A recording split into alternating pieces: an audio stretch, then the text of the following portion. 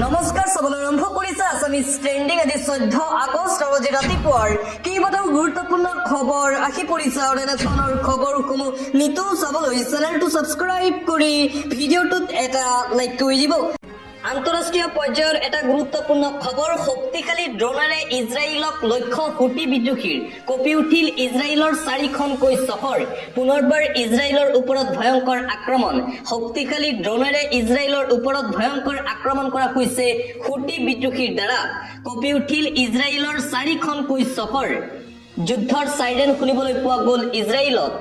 ছখনকৈ ড্ৰোনেৰে ইটোৰ পাছত সিটো আক্ৰমণ কৰে ইয়ামিনৰ হুটি বিদ্ৰোহীয়ে ইজৰাইলৰ চহৰ হাইফা নব্ৰুফ ইলিয়াট আৰু জেৰুজালেমত এই আক্ৰমণ হুটি বিদ্ৰোহীসকলৰ জবৰদস্ত ড্ৰোন আক্ৰমণত তছনছ হৈছে ইজৰাইলৰ বহু প্ৰান্ত। পৰৱৰ্তী খবৰ মনত ৰাখি থক 21 আগষ্ট 1 অক্টোবৰ আৰু 10 অক্টোবৰ তাৰিখ ৰাজ্যবাসীলৈ এটা ভাল খবৰ এই মুহূৰ্তত আহি পৰিছে লাখ লাখ লোকক উদ্দেশ্যি মুখ্যমন্ত্ৰী ডক্টৰ হিমন্ত বিশ্ব শৰ্মাৰ ডাঙৰ ঘোষণা 21 আগষ্ট 1 অক্টোবৰ আৰু 10 অক্টোবৰত পাব সুখবৰ 21 আগষ্টত ৰাজ্যৰ উদ্যমিতা আঁচনিৰ হিতাধিকাৰীয়ে পাব ধন লাখপতি বাইদেউসকলক চৰকাৰে দিব 10,000কৈ টকা ৰাজ্যৰ লাখ লাখ হিতাধিকাৰীৰ বাবে বৃহৎ ঘোষণা মুখ্যমন্ত্ৰী হিমন্ত বিশ্ব শৰ্মাৰ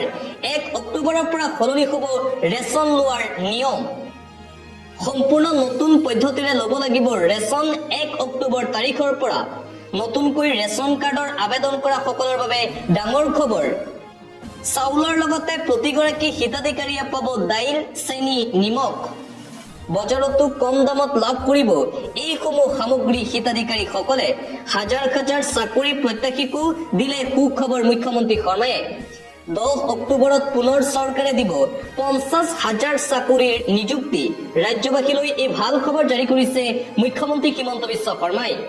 আন এটা গুৰুত্বপূৰ্ণ খবৰ ধুমুহা বিজুলী বৰষুণৰ মাজতেই বহু সময় ধৰি আপোনাৰ অঞ্চলত কাৰেণ্ট নাই নেকি যদি কাৰেণ্ট গুচি যায় তেন্তে আপুনি এটা অভিযোগ দিয়াৰ পিছতেই লগে লগে পাব কাৰেণ্ট জিলাই জিলাই মুকলি কৰা হৈছে ফোন নম্বৰ হোৱাটছআপ নম্বৰো মুকলি কৰা হৈছে অভিযোগ দাখিলৰ বাবে 7575999666 হোৱাটছআপ নম্বৰ ফোন নম্বৰ হৈছে 1912 বিদ্যুৎ সম্পৰ্কীয় যিকোনো অভিযোগ দিব পাৰিব এই নম্বৰত ৰাজ্যৰ বিদ্যুৎ বিভাগৰ ফালৰ পৰা মুকলি কৰা হৈছে এই ফোন নম্বৰ এটা ফোন কলতেই আপুনি লাভ কৰিব আপোনাৰ অঞ্চলত বিদ্যুৎ। আন এটা ব্ৰেকিং নিউজ এফালে চলি আছে মিয়া বিতৰ্ক আৰু মিয়া বিতৰ্ক চলি থকাৰ মাজতেই শিৱসাগৰ জিলাত 163 ধাৰা জাৰি কৰা হৈছে উজনি অসমত মিয়া বিতৰ্কৰ মাজতেই শিৱসাগৰ জিলাত 163 ধাৰা জাৰি একেলগে লগ হ'ব নোৱাৰিব 5জনতকৈও অধিক লোক শিৱসাগৰ জিলাত প্ৰতিকৃতি দাহ পথ অৱৰোধত সম্পূৰ্ণৰূপে নিষেধাজ্ঞা জাৰি কৰা হৈছে প্ৰশাসনৰ ফালৰ পৰা কোনো ধৰণৰ মাৰণাস্ত্ৰ লগত ৰাখিব নোৱাৰিব সাধাৰণ লোকে শিৱসাগৰত ৰাজহুৱা সভা সমিতি শোভাযাত্ৰা আদিৰ আয়োজন কৰিব নোৱাৰিব শিৱসাগৰত আগন্তুক 60 দিন পৰ্যন্ত কঠোৰ ৰূপত বলবৎ হ'ব 163 ধাৰা নিয়ম ভংগ কৰিলেই বিএনএছৰ 223 ধাৰা অনুসৰি কঠোৰ শাস্তি প্ৰদান কৰা হ'ব